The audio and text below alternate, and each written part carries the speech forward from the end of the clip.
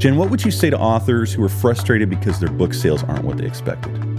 Well, there's nothing more frustrating than working as hard as an author does on a book and seeing either very few sales initially when their book comes out, or if it's going downhill and they just don't know what to do about it. And there are some things that you can do to actually make sure that everything is in place, that your marketing is in order, and that you can actually improve those sales. And there is a natural decline in sales after your launch, obviously. But what we're talking about here is when it's not meeting your expectations at all, even when you're trying very hard to do your best with your book.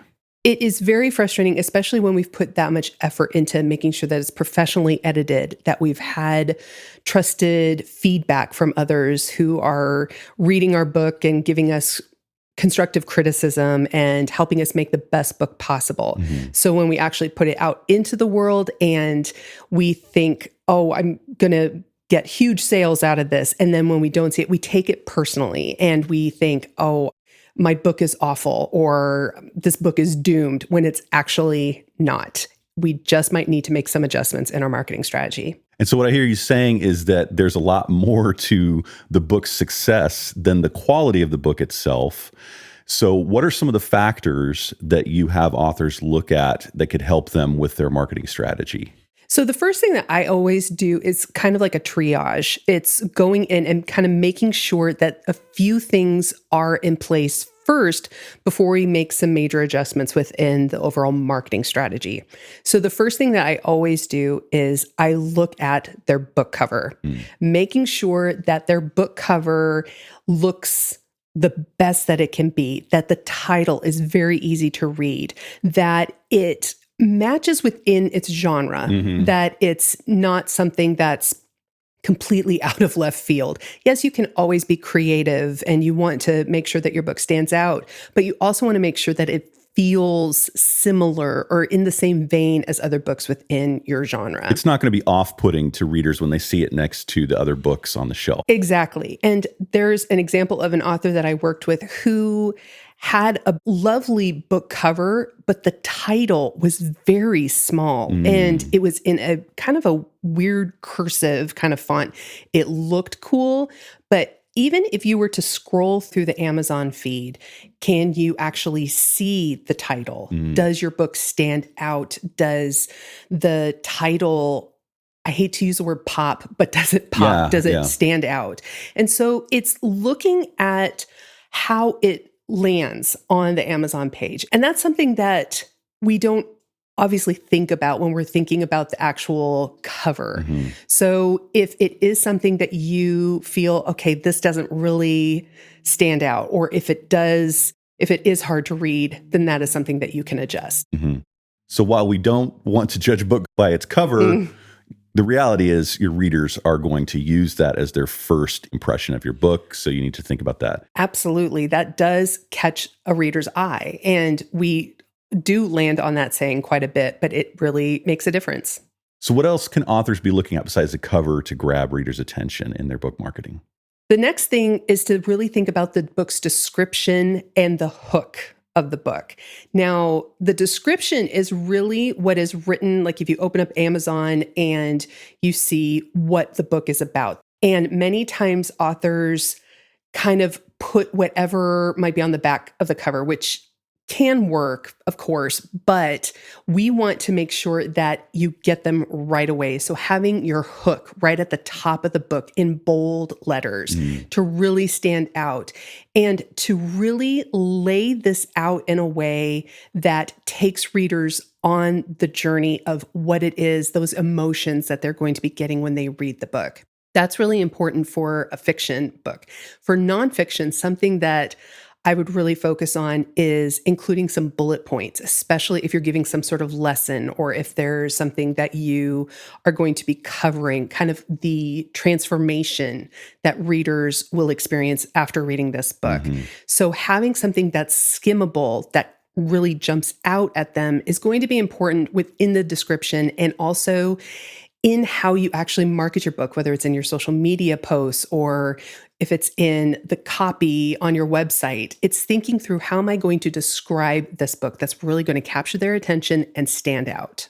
So just like with the book cover, where people are going to see it on a bookshelf or on the Amazon feed or on Google search results as a thumbnail image, where are readers going to be experiencing this description and this hook that authors need to keep in mind? They're going to keep it in every aspect of their marketing. And it is kind of a framework that you can use within your website copy. It's in your social media posts, on brochures, or wherever it is that you're going to be talking about your book. Table banners, displays. Exactly. It's everywhere that you're going to be talking about your book. And it doesn't mean that you have to use that complete phrase or that description exactly everywhere. It's a foundation of how you're going to be communicating about your book. You can rework it and kind of reorganize it a bit here and there, but it's really going to be that description that is going to draw people in and show them why your book is exactly what they've been looking for. And so as authors are coming up with the wording to include in their description, their hook,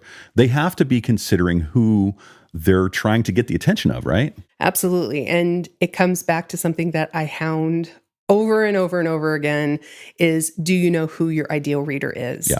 Authors tend to get a little too precious with it, thinking, oh, this is the only person that is going to be buying my book. I don't want to limit anyone. This isn't actually like the whole market research of it. This is for someone, for you to speak to, for you to really focus your attention on. What would they respond to? What would they find interesting? What would they find helpful? And when we can really focus on who it is that we're talking to, it's going to make coming up with that description that much easier, knowing what it is that they're going to be responding to, because not everybody's going to like your book. Right. And that's okay. And that actually makes the marketing easier, because if you're trying to market it to everyone, you're having to appease so many different people and so many different tastes and likes. When you're talking to your ideal reader, it really removes those questions of what are they going to respond to, so that you can hit it right on the nose. So it's really putting yourself in your reader's shoes and thinking about, what are they actually searching for in Google to solve their problem, or when they're shopping for the next fiction book that they want to enjoy. What are they experiencing? What are they seeing online? What's going to grab their attention? Yes. And that really leads to the next point of focusing on your keywords and the categories that you're putting your book in. The keywords are those words that people are actively searching for. So if they are looking for a book on anxiety, you would use words like anxiety, like feelings, like all of these different emotions that people are actively searching for help with. And when we take the time to really research and to look for the best keywords and for the best, categories to put our book in, it is going to make them discoverable. And when we put them in a category or within keywords that are used a lot or that are very, very popular, we're going to kind of get buried in with the mix of things. So we want to make sure that we're using the right keywords. So that takes a little bit of research and a little bit of time, but it is definitely time well spent. So instead of using a broad keyword like self-help, you want to go a little deeper. Exactly. And getting into something that is a little bit more on the nose and not so broad. Okay. All right. So we got our cover, we've got our hook and description. We're really aware of who our ideal reader is and what keywords they're going to be searching for online. What else should authors be looking at to kind of take their marketing to the next level? So many times when we see that our book isn't selling, we automatically think, oh, I need to cut the price. And that is not the case. Looking at what books within your genre are priced at and pricing them competitively is going to be key. There are many readers who think, oh, if this book is free all the time, is it good? Is it going to be worth my time? Is it valuable enough? Right. Does this mean that you don't put a promotion on it and put it for 99 cents or something like that? No. It's really looking at how other books within your genre are priced and you kind of looking at where you can fit that into how your book is priced. It's not just slashing the price and thinking, okay, that's going to fix it for me. And if you do a limited time sale, being very strategic of how you promote that sale, getting people to sign up for your newsletter, that sort of thing, not just slashing the price and expecting that to help your sales overall. Exactly. You have to promote that promotion. Yeah. You have to let people know about it. And just assuming that like Amazon is going to let people know that it's, for sale is not going to happen. All right, so that's a great 5-step audit that authors can do. What else do you have for authors that can help them when they're discouraged by lower book sales? So there are a few things to always keep in mind. The first one is that sales ebb and flow. It is an up and down roller coaster. When we look at even the calendar, it's summertime? Are people on vacation a lot? Are they, not spending as much time reading? It's going to go up and down. If it's a holiday season, there's a lot of people buying things at Christmas time. There are many, many factors that go into it being a high season and a low season. So just knowing that it's not going to be an upwards trajectory all the time. Right. And that is okay. Yeah. And it doesn't all hinge on your launch date and all that stuff. No. And that's one of the biggest surprises I think new authors face when their launch doesn't, go through the roof or when sales just kind of trickle in right at first. It is okay. It is not going to be the trajectory of their entire writing career. Yeah. Many times, especially if you are a brand new author, those sales might not come initially, but it doesn't mean that they can't go up from there. So you have to keep talking about it. And it's never going to be just linear, like you're saying. No. It's going to be Up and down. up and down. Every successful author has seen peaks and valleys. So you're not alone in that one. So as we watch our book sales ebb and flow, we are hoping for that upward trend. And one way that we can ensure that is not just showing up, but being very specific in how we're communicating about our book with our readers, right? Yes, you have to talk about your book. You have to promote it. And so if an author comes to me saying, my sales are in the toilet, I'll go look at either their social media posts or their newsletters or wherever it is that they're marketing their book. And if they have not talked about their book, or if they haven't had a call to action for readers to go check out my book on my sales page or go to Amazon and, check out my latest book or anything really driving them to the actual sale, you aren't selling because you aren't telling people about it. So that is honestly one of the biggest reasons why I see so many authors not selling books is because they're just actively not promoting it. And a big piece of pushback that I get from authors is, well, those posts, when I promote my book, they don't get as many likes or as many views. Gotcha. And we're not going for likes and views.